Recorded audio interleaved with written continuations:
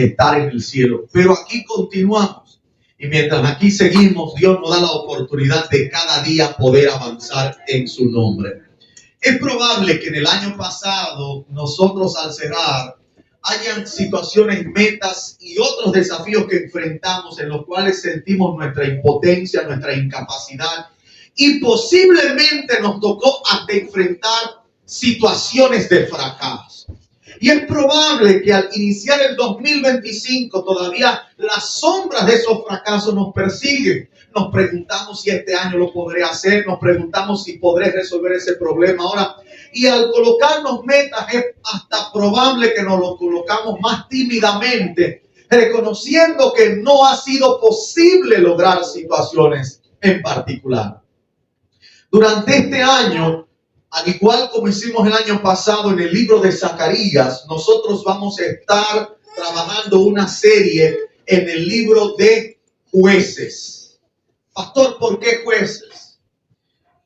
Los jueces nos presentan de manera especial personajes imperfectos, personajes con defectos, con fracasos, con mala toma de decisiones, que con la ayuda de Dios llegaron a ser victoriosos. ¿Se parecen a nosotros? Probablemente. Nosotros también tenemos nuestras imperfecciones, pero al igual que los jueces podemos reconocer que en Jehová está nuestra victoria. Así todo el año 2025 es un año de conquista, es un año de lograr los objetivos, es un año de avanzar, es un año de reconocer que sí se puede en el nombre de Cristo Jesús, de que tenemos un Dios que posee las herramientas y de que en sus manos las cosas pueden ser totalmente diferentes. Por eso, en este segundo sábado del año, nosotros estamos decidiendo iniciar con nuestra Santa Cena, partiendo de la realidad de que nuestra vida, en primer lugar, debe estar limpia por la sangre de Cristo Jesús. Y con una de las historias más conocidas del libro de Jueces, la historia de Gedeón, probablemente el mayor de los cobardes que logró la más grande de las victorias. Padre, gracias por el privilegio de ver a tu pueblo crecer, por el privilegio de doblar la página hacia el siguiente año. Y sobre todo por la oportunidad que nos brindas de iniciar este año con nuestras vidas limpias por el sacrificio de Cristo. En esta oportunidad, al abrir tu palabra, es nuestra oración que tú nos hables, Señor. Que nuestros pensamientos, que a veces divagan, queden sujetos por el poder de tu palabra y convencidos por tu verdad. Que tu verdad nos santifique, Señor, en el nombre de Jesús. Amén, amén y amén. Leemos en el libro de Jueces, capítulo 7, verso 20, nuestra lectura bíblica. Libro de Jueces 7, 20. Usted lo tiene allí, usted puede decir amén. Jueces 7, 20. Yo quiero que usted lo tenga allí, ese versículo, lo podamos leer. Y vamos a estar viendo esta historia preciosa del libro de Jueces. La historia de Gedeón, los capítulos 6 y 7. La Biblia nos dice lo siguiente. Y los 3 escuadrones tocaron las trompetas y quebrando los cántaros tomaron en la mano izquierda las teas y en la derecha las trompetas con que tocaban y gritaron por la espada de Jehová y de Gedeón. El libro de los Jueces nos presenta un tema constante en cada una de las narrativas. La Biblia nos dice que el pueblo de Dios, que Dios le daba ahora la herencia de Canaán, al morir la generación anterior, Jueces capítulo 2, la nueva generación se olvidó entonces de quién era Dios y de lo que Dios había hecho. Llegaron a la tierra, terminaron su 2024 e iniciando su 2025, su nueva etapa de la vida, decidieron que ellos iban a transitar un camino diferente al que Dios establecía.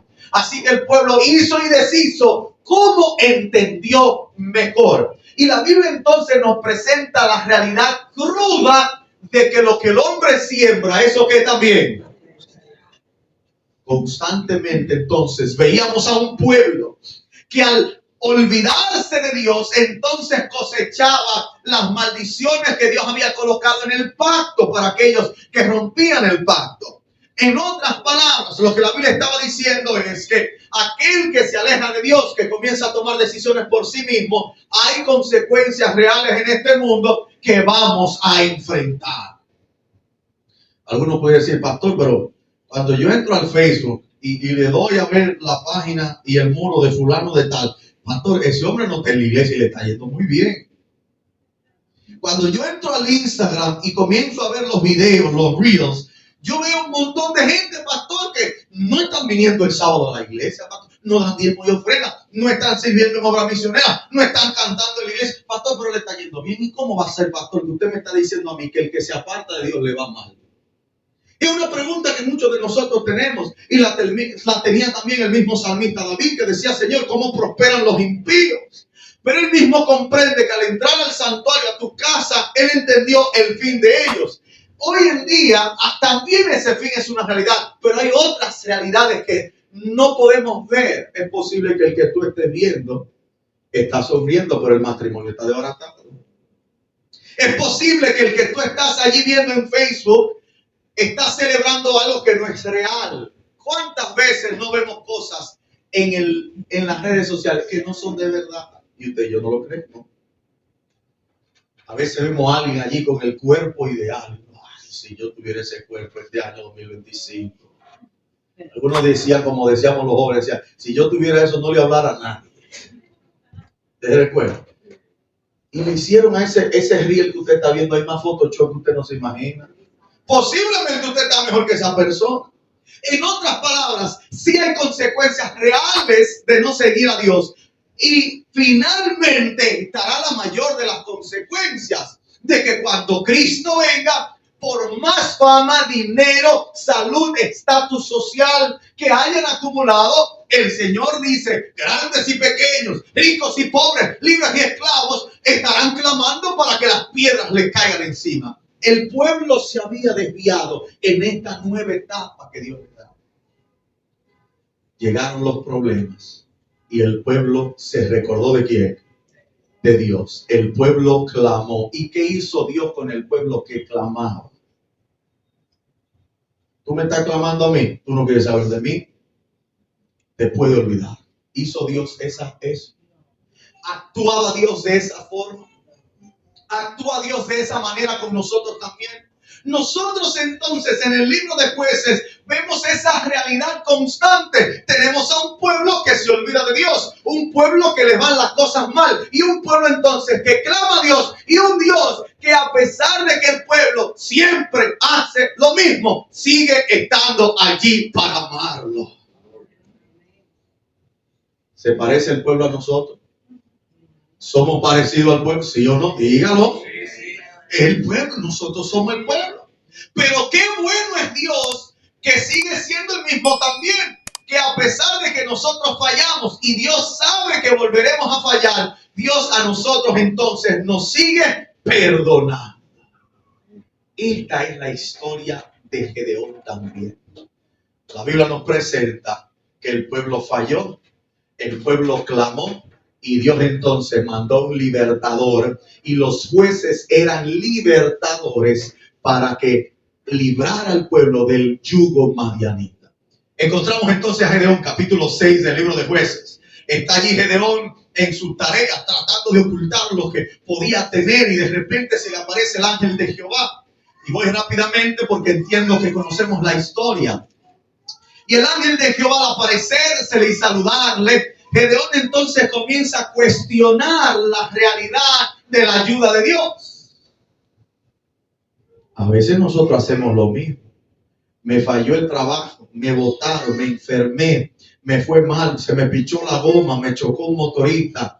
El Señor. Gedeón comienza a cuestionar a Dios y decirle, si de verdad Dios está con nosotros, ¿por qué nos está aconteciendo todas estas realidades? Si Dios está conmigo, Señor, ¿por qué es que yo me enfermo? ¿Por qué me da cáncer? Señor, ¿por qué me pueden despedir del trabajo? Señor, ¿por qué se me muere mi familiar? Si Dios está conmigo, ¿por qué también me pasa a mí? No debería ser al revés, que si Dios está conmigo, nada malo debería acontecer.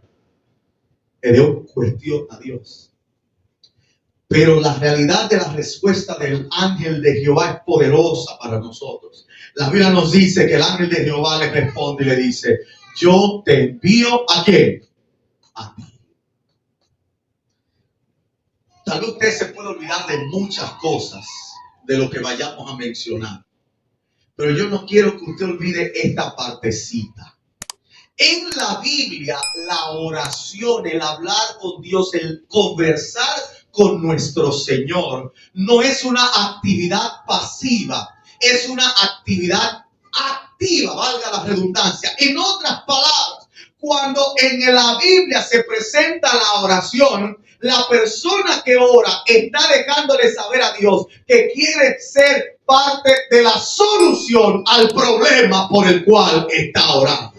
En otras palabras, Gedeón está diciendo: aquí hay un problema. ¿Dónde estás tú para resolver el problema? Y el Señor le dice: ajá, yo te mando a ti para que tú entonces resuelvas el problema. En otras palabras, cuando yo estoy orando para que el Señor resuelva mi matrimonio, yo estoy diciéndole: Señor, yo seré la solución en tu nombre para mi matrimonio. Cuando estoy orando para que Dios traiga sanidad, yo le estoy diciendo al Señor: Señor, yo estoy dispuesto para que tú me uses a mí para lograr sanidad.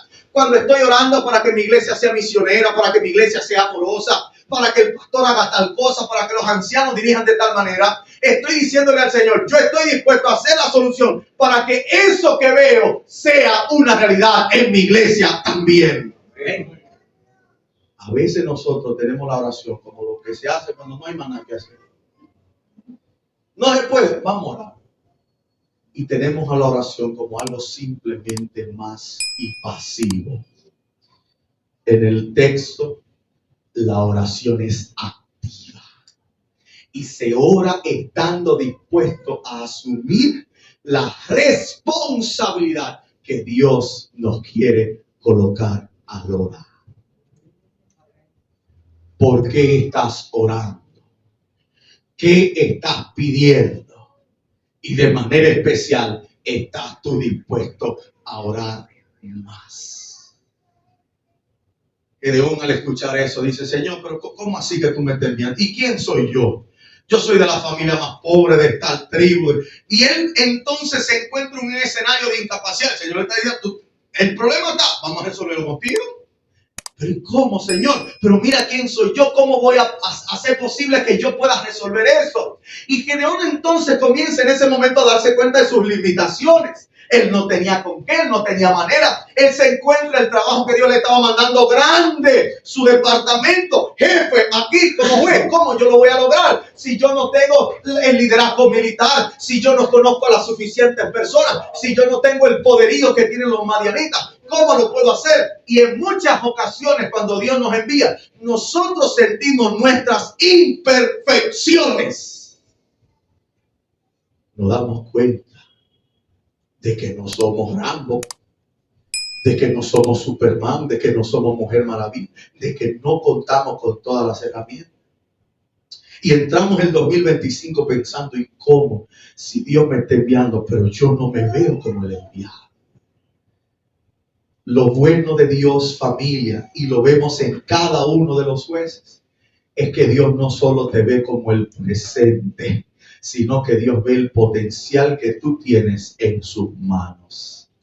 En ese momento Gedeón no era el libertador del pueblo, no tenía con qué, no había manera, pero Dios no estaba viendo un solo punto de la historia de Gedeón. Dios estaba viendo que si él se dejaba enviar, Dios lo convertiría en el libertador del pueblo. Es posible que ahora tú no te veas como esa persona, como ese líder, pero si te dejas usar, lo que Dios está diciendo es que yo te convertiré en ese que necesito, porque la obra de Dios no es estática, sino en constante movimiento, progresiva.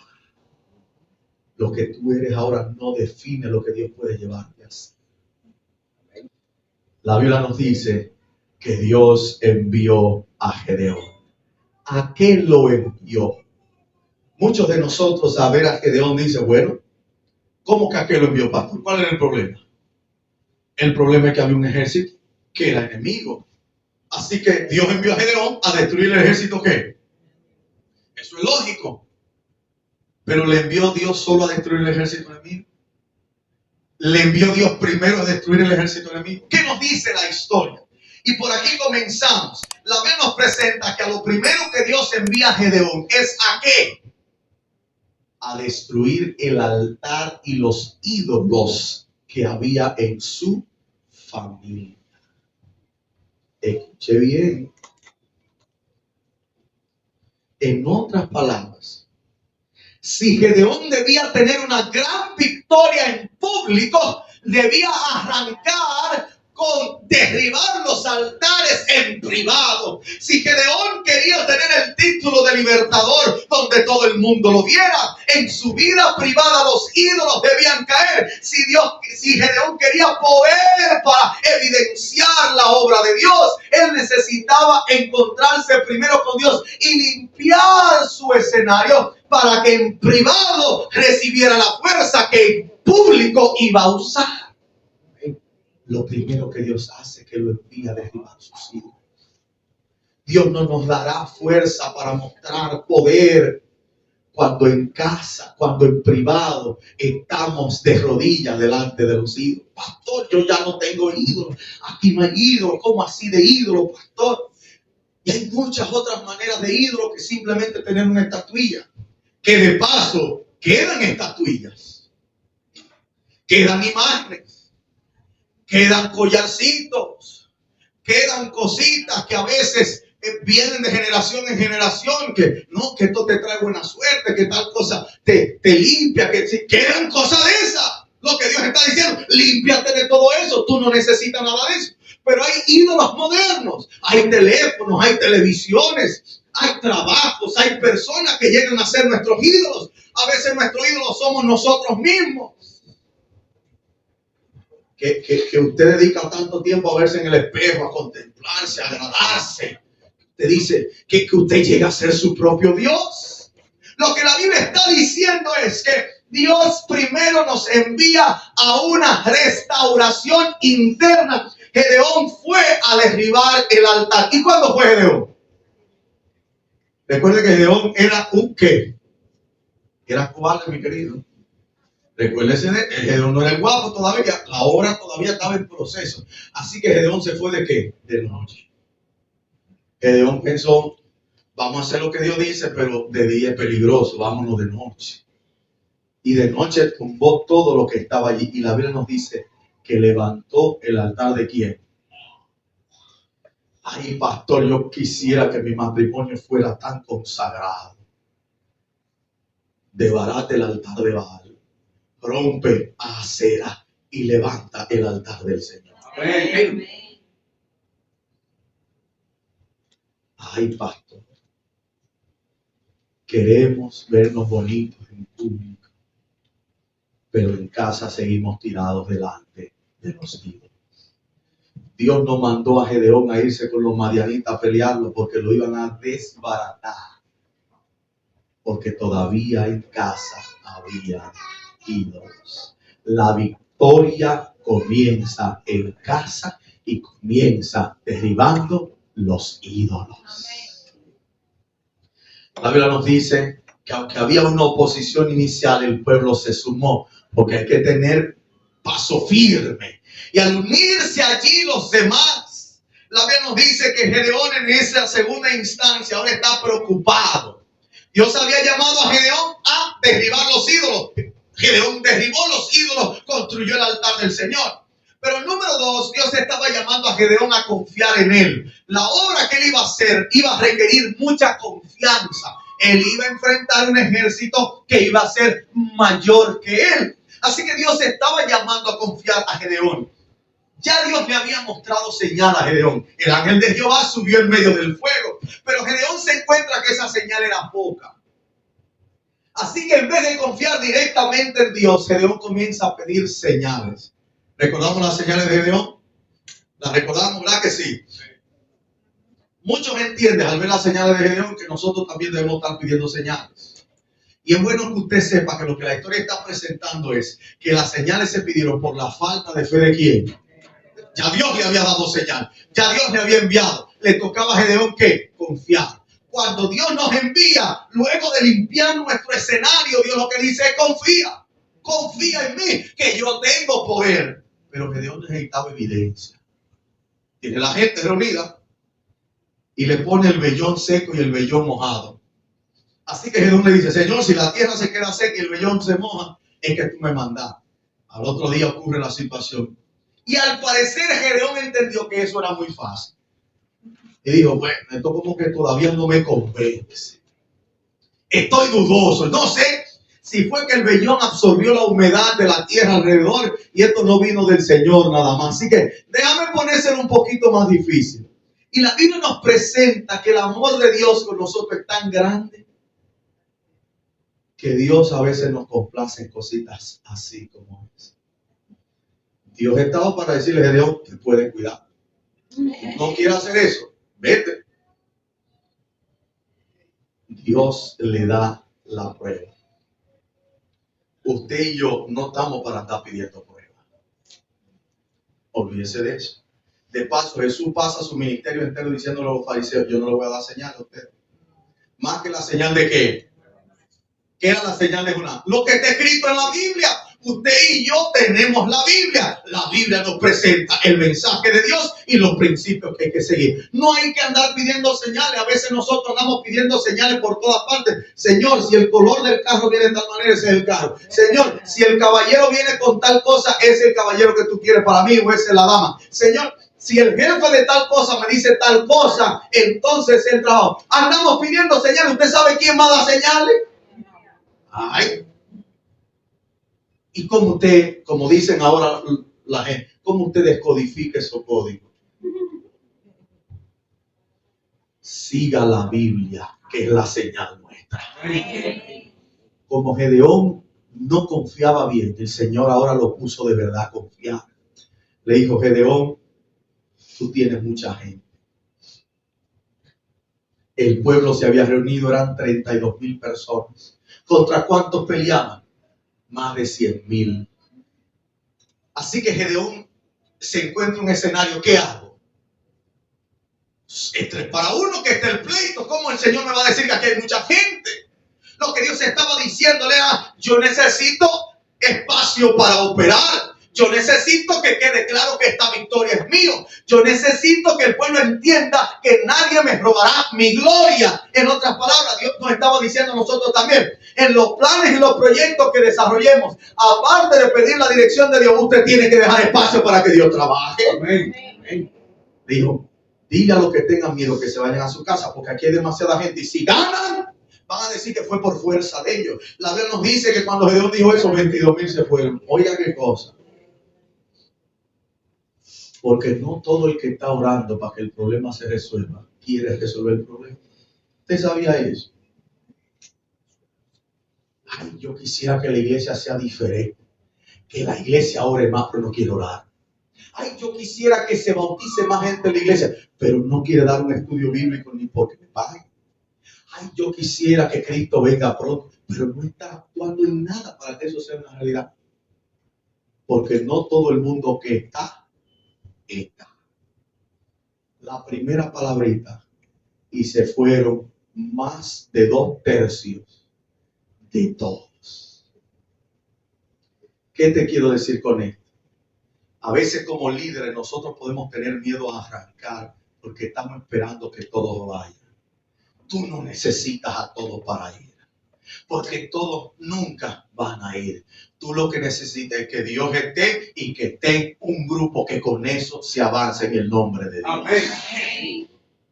Dios no necesita mucha gente. Dios lo que necesita es los fieles. Amén. La Biblia nos dice que ante esta realidad Dios le vuelve a decir: hay mucha gente todavía. Eso era un momento crítico para Gedeón, un momento de fe. Señor, ya somos 10,000 a 10 por 1. ¿Cómo tú me dices todavía que hay mucha gente? Y el Señor le dice: llévalo a beber agua. Yo te voy a decir cuál grupo será el que se quede. Los que se arrodillan a tomar o los que lamen el agua. La Biblia nos dice que tomaron de esos solo ¿cuánto? Solo 300. Y en contexto precioso allí. Se tomaron aquellos que se quedaron listos aún bebiendo agua para la batalla. Nunca olvidaron el escenario en el cual se encontraban. Hay muchos de nosotros que al venir a la iglesia nos olvidamos de nuestro escenario. Usted y yo somos parte del ejército de Dios. Usted y yo estamos en constante batalla. Hay algunos que somos como soldados que estamos de vacaciones, que nos dedicamos a consumir lo que la iglesia produce, olvidando de que aquí seguimos en un pleito hasta que Cristo venga. Estamos para arrebatar las almas del enemigo. 300, mis queridos. Con 300 que se iba a echar el pleito. Así que Dios le había dicho a Gedeón: limpia tu casa, tumba los ídolos, confía en mí. Y ahora había entonces llegado el momento de vencer. Se reunió Gedeón con sus 300. Y usted conoce el resto de la historia. Ahí no hay mucho que 300. En otras palabras, no había manera de que Gedeón ganara con 300. Pero Dios es tan grande que Dios quiso dar una última lección. La Biblia nos dice que Gedeón armó su equipo y entonces comenzó a entregarle las armas a todo su ejército. Fue nuestra lectura bíblica. ¿Usted recuerda las armas que Gedeón le entregó? ¿Usted recuerda con qué fueron que salieron a pelear? ¿Usted se atrevería a salir a pelear con eso? La Biblia nos dice que le entregaron trompetas y ¿qué más? Cántaros con teas dentro. Dios decidió que no le quedaría duda a nadie de quién era la victoria. En otras ocasiones, en la conquista de Canaán, veíamos a un Dios que iba peleando a la par con el ejército y él iba dando la victoria, pero el ejército tenía espada, tenía escudo, tenía lanza y estaba peleando. En esta ocasión Dios decidió que el ejército no tendría armas. En otras palabras, Dios estaba enviando al ejército a hacer lo que siempre debe hacer su ejército en la batalla. Usted y yo hemos sido enviados no a pelear con las armas que tenemos, sino a ser testigos de la victoria de Dios. Amén. Cuando Dios iba en batalla, no era porque necesitaba que el pueblo peleara, era porque Dios quería testigos que pudieran contar de las grandes cosas que Él hace por sus hijos. Amén. El pueblo arrancó con trompetica en mano y con su cántaro. Lo lindo es que no le tiraron el cántaro a nadie para darle un tablazo. Tuvieron que romperlo antes de llegar. Así que con una antorchita ahí y una trompeta arrancaron. Y la victoria que es de Dios fue aplastada. El libro de Hebreos capítulo 11 entonces coloca a Gedeón entre los grandes. El cobarde que arrancó, el imperfecto, el que no tenía cómo resolver. Con 300 hombres tumbó a un gran ejército. Y entonces el autor de Hebreos lo describe de esa manera. En la debilidad lograron fuerzas y ahuyentaron ejércitos extranjeros. En otras palabras, lo que la Biblia está diciendo es que usted y yo, al igual que el Gedeón, en nuestro escenario, Dios también nos envía a derribar los ídolos, nos envía a confiar en Él y allí entonces nos dará una gran victoria. El año está arrancando. ¿Qué vamos a hacer? ¿A quién vamos a acudir? ¿De quién vamos a depender? ¿Dónde estará nuestra confianza? ¿Qué haremos? De manera especial, en este nuevo año, es posible que usted vea ejércitos madianitas inmensos. Una enfermedad por vencer, una deuda por pagar, una situación con su hijo que no está en la iglesia, un hogar que está ahora mismo quebrado, un matrimonio que necesita ser resucitado, pecados que nos están atando, que nos tienen encadenados, una vida espiritual languideciente. ¡Hay ejércitos madianitas! ¿Qué haremos? En esta mañana la invitación es que confiemos en Dios y lo haremos de la siguiente manera. Usted y yo arrancaremos hoy mismo tomando el pan de la Santa Cena, recibiendo el vino de la Santa Cena, lavándonos los pies entre todos y decidiendo: Señor, yo estoy dispuesto a que me envíes. En tu nombre los altares en mi casa se van a caer y el altar de Jehová se va a levantar. En oración, en estudio de la palabra, en canto, en mi casa se levantará el altar de Jehová. He de confiar en ti en este 2025, aunque los madianitas se vean muchos y poderosos. Entonces en tu nombre tocaré trompeta y marcharé bajo la luz de tu palabra. Mis queridos, lo que Dios ha de hacer es extremadamente grande. Lo bueno es que usted y yo vamos a ser testigos de esa victoria. Queremos decirle esto al Señor Jesús. Ponte en pie, vamos a orar juntos. Al orar usted le va a poner allí en oración al Señor el ejército madianita que usted está viendo. El que usted le tiene miedo, el que usted le preocupa. Esa situación familiar que usted sabe que no puede controlar, que no puede manejar. Esa situación financiera que usted los números le está sacando. No hay manera de que ver. De manera especial, esa batalla contra el yo que todos estamos librando. Usted ponga su ejército madianita. Y usted diga, Señor, estoy orando activamente para que tú me envíes a ser de solución.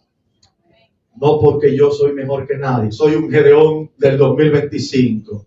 Pero como Gedeón confío en tu poder. Amén. Padre, gracias por tu palabra. Gracias, Señor, porque aunque somos imperfectos, tú nos envías. Aunque no sabemos cómo en ocasiones, tú nos envías. Y oh Dios, nuestros ejércitos son grandes. Algunos de nuestros ejércitos, Señor, nos tienen en vela noches enteras. Nos han consumido la salud. Nos preocupan hasta lo sumo, Señor, y estamos allí batallando porque no sabemos qué vamos a hacer. Posiblemente como Gedeón de vez en cuando nos escondemos. ¿Qué haré? ¿Qué lograré? Pero en esta mañana, Señor, de pie nos colocamos, entendiendo que este 25 va a ser por obra y gracia de Jehová, que en tu nombre sí podemos, que aunque nuestra imperfección es una realidad, tu victoria es aún más grande. Envíanos, Señor. Y decidimos en tu nombre derribar lo que esté en casa, que nos está robando el tiempo contigo. Lo que esté en nuestro interior, que nos está haciendo caer. Decidimos derribar nuestros ídolos, aunque nos duela, porque queremos vivir para el Rey de Reyes y Señor de Señores. Cada uno de nuestros hogares levantamos el altar del Señor. Día tras día, lo primero que buscamos es la presencia de Dios. En oración, en canto, en estudio de tu palabra, para salir dispuestos a pelear, confiando durante todo este año de que tú vas con nosotros. Y dispuestos, Señor, a ser testigos de tus grandes obras. Gracias, Señor, por escucharnos. En el nombre de Jesús. Amén, amén y amén. Que Dios te bendiga. En esta oportunidad me